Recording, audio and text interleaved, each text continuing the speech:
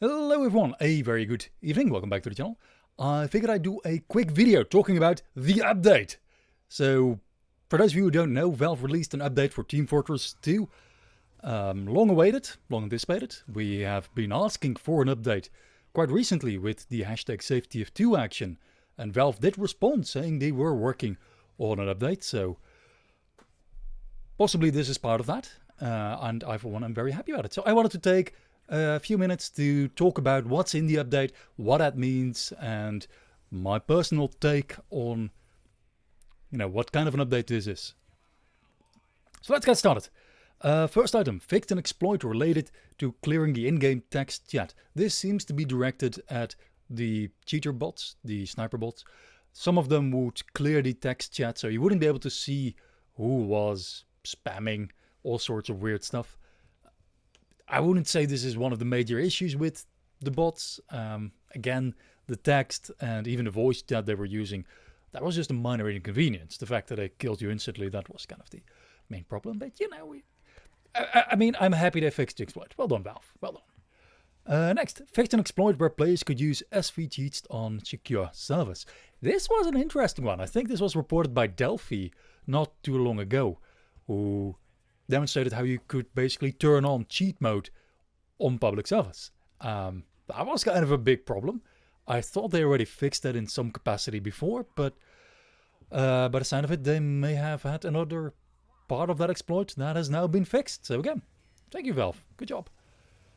Next, fixed an exploit where players could teleport back to their own spawn by changing the loadout or class while touching the other team's no entry gate. This was a fun one, again. Delphi did a video about this. If you haven't, go check it out. Where what he would do is, he put down a lot of stickies or, pipes, kill an enemy while he just respawned, and then instantly use this exploit to teleport back to his own spawn. So the enemy that's killed, he looks as the kill camera, and it's like, what? I was killed by this guy while he's standing in his own spawn? What the So, yeah. Good job fixing that, Valve. I mean, again, I don't think this was a major problem, but yeah, it's good that it's fixed. Next, another one of those. Fixed an exploit with the Huntsman, in which you could charge up the Huntsman and then change something, the keybind, that will allow you to keep walking at maximum speed, at a normal speed, while you had that Huntsman arrow charged, so you could release it instantly rather than having to charge it up when you run into an enemy. I don't think this was a major problem. I haven't seen anyone really abuse this. But yeah, again, it's nice that it's fixed, I suppose. Yeah, not really a major thing, but good job, Valve. It really demonstrates that Valve is keeping a close eye on Delphi's YouTube channel, if anything. Next one, fix an exploit with the Ap-Sap where the players could spam noises. I'm a little bit sad that this is fixed, to be honest. I haven't been abusing it myself. Mostly because I don't have an Ap-Sap. But what you could do is you could go as a spy, cloak, be invisible, stand behind an enemy engineer, for example, and spam the Ap-Sap sound lines. So he would hear whatever he would hear when his sentry is being sapped. But he couldn't see anyone. So he's just, my sentry is intact, but I hear the spy. I hear the spy around me. Where is the bastard? Really funny to do as a spy, to trigger the enemy and engineers and, enemy other players. I don't think it would really. I don't think this is a massive exploit. I don't think this is a big problem, but again, good job on fixing it. Thank you, Valve. Fixed an exploit where dispensers could heal through glass on some maps. This is a rather interesting one. I think Shonik showed this exploit a few months ago.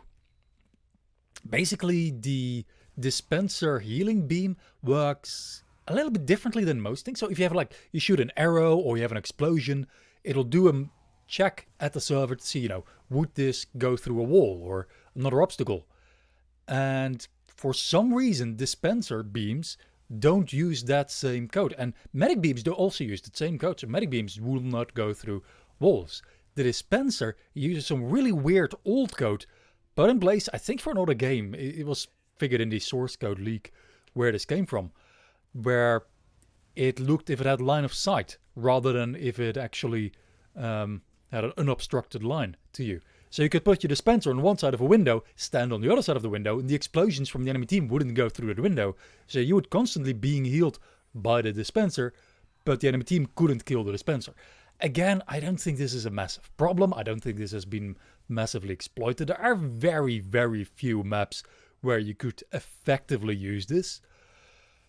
But again, you know, the fact that Valve fixed it is a good sign, I think. Well done, Valve. Next, fix an exploit where a spy could disguise and create an invisible bullet-blocking shield to their feet. I haven't actually seen this one. I saw Delphi link to a video explaining this. But you'd have to be stationary for it. Again, not a massive exploit, but yeah, nice that it's fixed. But you know, spy disguises and hitboxes have been an enormous problem for a very long time. And this addresses a minor part of the problem. I don't think it makes the whole problem go away. But, fixed lag animations on Halloween bosses, skeleton, ghosts, and other ghoul-like beings. Okay, was that a problem? I never experienced this. I don't know if this was really a problem or... Yay! Good job, Valve. Fix the spy using incorrect disguise weapons when disguising as soldier, pyro, heavy, or engineer with no member of the same class on the opposing team. There have been a number of weird issues with spy disguises, as I said earlier. This seems to address some of them. But I don't think the weapons were the main thing that gave it away. You know, you still have spies walking around without legs because the disguise is an enemy demo man. The demo man is using the booties, for example. And that just... Disguises are broken AF. And they remain broken, slightly less AF now. Yeah, I guess it's good news for spy mains. Fixed projectiles, sometimes colliding with teammates too early and too late. This again was demonstrated, I think, by Shonik. You should go check out his video on this. Where... if you're, well, basically the distance at which your arrows or rockets would start to collide or stop to collide with teammates depends on your lag, your distance to the server that you're playing on.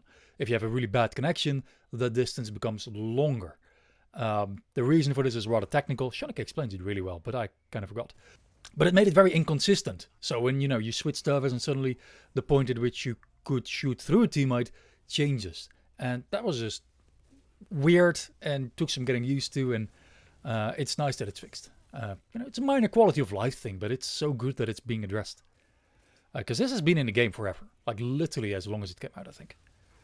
Next, fixed being able to change names during matchmaking game. Valve tried to prevent this earlier already. There was another update, I think last year in the summer, where they were addressing some of the issues with the bots. And among other things, they stopped free-to-players from being able to use chat and voice chat. And they also stopped people from being able to change their username, which the bots were doing. So they would change their name of the bot to a player on the team. And then, you know, when the team went for a vote kick, tried to kick the bot, they would accidentally kick the wrong, well, the actual player, because it had the same name. And Valve tried to address this also by adding this timer in the vote menu where you could see how long someone has been connected to the server. So, you know, okay, the bot joined later, so you'd always pick the person with the shortest amount of time on the server. They also tried to stop this name changing, but I have seen bots doing the name change thing lately, especially in the last few weeks I've seen those. So this was definitely still possible. There was definitely still an exploit, and that has been addressed now again. Nice job, Valve. Fixed some HUD images being blurry when using low texture settings. Glorious PC gaming master race, everyone. My PC can run these textures highest res you want. I have no idea what this does, but... yay! Fix the spies, feigned death with the dead ringer not showing up in the matchmaking quick team status bar. Again, minor buff for spy players. Makes it so that, you know, when you feign death, the enemy team could still see that you were alive by looking at the quick team status bar. They can no longer do that. Makes spy disguises and make dead ringer feints slightly more believable. Good news for spy mains. Pretty much irrelevant for most others. Fixed %killer name and and other placeholder names sometimes showing up the kill cam and stat screen. This has been an issue for me for literally years. Where every time I would be killed, it would say you were killed by %killer name %. I don't know where that came from. I don't know when that started. For me, it might have been my custom HUD or... I don't know. I don't know why this was in the game, but it was been in the game for several years. And... It's just this weird minor quality of life thing, but Valve fixed it, so nice. Re-enabled ability for service to send disconnect reasons to clients. I think this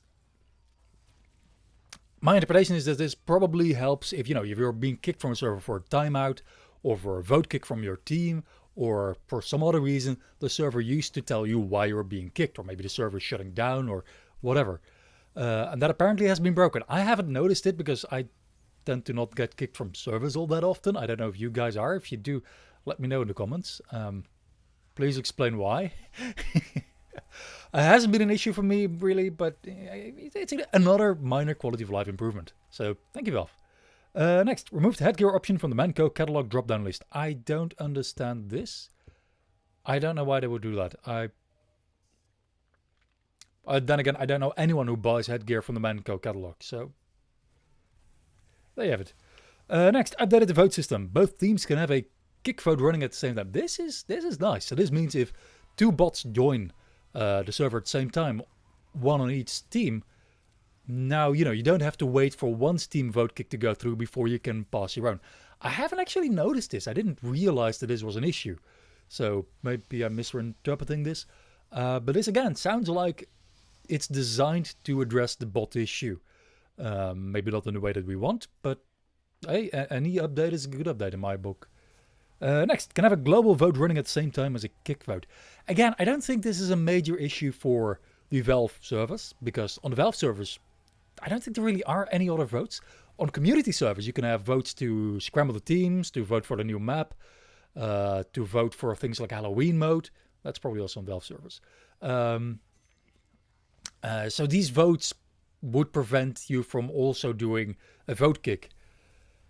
I don't think this is really a major issue because, like I said, there are very few server-wide votes on the Valve servers, and community servers typically don't really have a bot problem. So it would ostensibly fix the problem where you were trying to get rid of a bot while you're also, I don't know, trying to vote for Halloween mode on.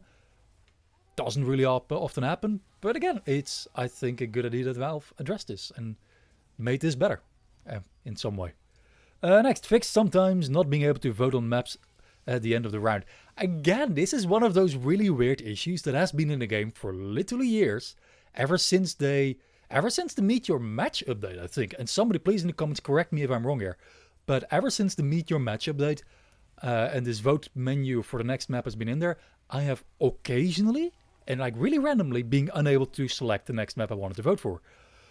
Having said that, most of the times when it does work, a lot of players will vote for the same map that we were just on. And I sort of get it. Like, I didn't just, you have some people that only want to play Dust Bowl. I know, weird people exist. This would mean that, if you want to play Dust Bowl over and over and over again, you have a reliable way to keep voting for Dust Bowl. But I don't. I really don't. I want to play new maps. There's like, 100 maps in the game? Why would you play the same one over and over again? Except when it's Nucleus. But why? So, I would never vote for the same map. But almost always, whenever I voted, it would go to the same map over again, and I would just have to switch servers. So, it's not going to be majorly beneficial to me. On the other hand, it's another weird little bug that has been in the game for years that Valve finally fixed. So, yay! Thank you, Valve. Next, updated the Fastibrero to fix a problem with the model. I don't know what that cosmetic is. If it's your favorite cosmetic, please explain to me in the comments why. Moving on. Updated, added some tournament medals. Nice for all the competitive players. I'm not one of them. I don't really play competitive. I've only played a little bit in the past. And it's not my thing.